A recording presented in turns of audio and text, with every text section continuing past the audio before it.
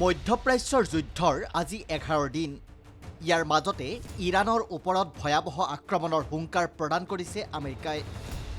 Hormuz প্ৰণালীত জল পৰিবহণ ব্যৱস্থা বন্ধ কৰিলে 20 গুণ অধিক শক্তিৰে ইৰাণৰ ওপৰত আক্ৰমণ চলোৱাৰ হুংকাৰ দিছে আমেৰিকাই। অপাৰেশ্যন এপিক ফিউৰি সন্দৰ্ভত সোমবাৰে নিশা প্ৰায় 35 মিনিটৰ এক সংবাদমেল সম্বোধন কৰি মাৰ্কিন ৰাষ্ট্ৰপতি ডনাল্ড ট্ৰাম্পে কয় যে যদি ইৰাণে হৰমুজ প্ৰণালীৰ জৰিয়তে তেলৰ যোগান বন্ধ কৰাৰ চেষ্টা কৰে তেন্তে আমেৰিকাই 20 গুণ অধিক শক্তিৰে আক্ৰমণ চলাব। শত্ৰু সম্পূৰ্ণৰূপে ধ্বংস নোহোৱালৈকে এই যুদ্ধ চলি থাকিব। ট্ৰাম্পে চৰম ভাবুকি প্ৰদান কৰি কয়, আমি এনেকৈয়ে ধ্বংস কৰিম যিবোৰ ধ্বংস কৰিলে ইৰাণক পুনৰ এখন ৰাষ্ট্ৰ হিচাপে গঢ়ি তোলাটো প্ৰায় অসম্ভৱ হৈ পৰিব। মৃত্যু, অগ্নি আৰু ভয়াৱহ ধ্বংসযজ্ঞ ইৰাণৰ ওপৰত নামি আহিব। কিন্তু মই আশা আৰু প্ৰাৰ্থনা কৰোঁ যে এনে অৱস্থা নাহে। ট্ৰাম্পে লগতে কয় যে যুদ্ধ আৰম্ভ হোৱাৰ পাছৰে পৰা আমেৰিকা আৰু ইজৰাইলে যৌথভাৱে ইৰাণৰ 5,000তকৈ অধিক লক্ষ্যত আক্ৰমণ কৰিছে। অৱশ্যে কিছু গুৰুত্বপূৰ্ণ স্থানত ইচ্ছাকৃতভাৱে আক্ৰমণ কৰা হোৱা নাই।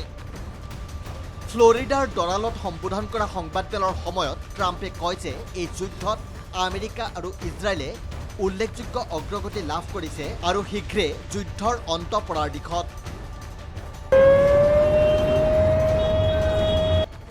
ট্ৰাম্পে দাবী কৰে যে আমেৰিকান সেনাই ইৰাণৰ প্ৰায় 80% মিছাইল লঞ্চাৰ আৰু ঘাটি ধ্বংস কৰিছে।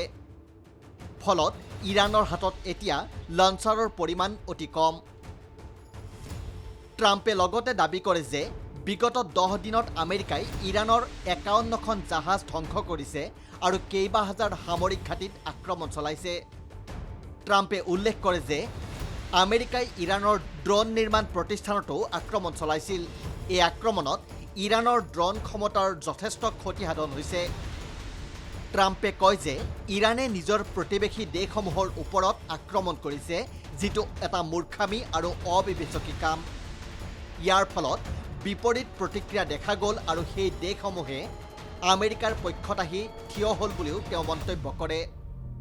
ইৰাণৰ নতুন আয়াতুল্লাৰ ওপৰত লক্ষ্য স্থাপন কৰা হৈছে নেকি বুলি সাংবাদিকৰ প্ৰশ্নৰ উত্তৰত মাৰ্কিন ৰাষ্ট্ৰপতিজনে কয়, মই সেইটো ক'বলৈ নাযাওঁ, কিন্তু তেওঁলোকৰ এই পচন্দ দেখি মই হতাশ হৈছোঁ।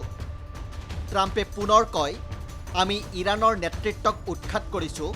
আমি এনে এজন ৰাষ্ট্ৰপতি বিচাৰোঁ যিয়ে শান্তিপূৰ্ণভাৱে কাম কৰিব। উল্লেখ্য যে ইৰাণৰ বিদ্যালয়ত আক্ৰমণ কৰাৰ প্ৰসংগত ট্ৰাম্পে কয়, মই এই বিষয়ত যথেষ্ট তথ্য নাজানো। বিষয়টোৰ তদন্ত হৈ আছে আৰু যি প্ৰতিবেদন আহিব মই তাক মানি ল'বলৈ সাজু। ইফালে ৰাছিয়াৰ ৰাষ্ট্ৰপতি ভ্লাডিমিৰ পুটিনৰ সৈতে হোৱা টেলিফোনিক বাৰ্তালাপৰ প্ৰসংগ উল্লেখ কৰি মাৰ্কিন ৰাষ্ট্ৰপতি ট্ৰাম্পে কয় যে দুয়োৰে মাজত ভাল কথা-বাৰ্তা হৈছে। ট্ৰাম্পে কয়, আমি ইউক্ৰেইনৰ বিষয়ত আলোচনা কৰিছিলোঁ, যিটো অন্ত নোহোৱা এটা সংঘাত। ৰাষ্ট্ৰপতি পুটিন আৰু ৰাষ্ট্ৰপতি জেলেনস্কিৰ মাজত তীব্ৰ বিদ্বেষ আছে, কিন্তু এই বিষয়ত হোৱা বাৰ্তালাপটো ইতিবাচক আছিল বুলি মই ভাবোঁ। স্বাভাৱিকভাৱে আমি মধ্যপ্ৰাচ্যৰ বিষয়তো আলোচনা কৰিছিলোঁ আৰু তেওঁ সহায় কৰিবলৈ ইচ্ছুক।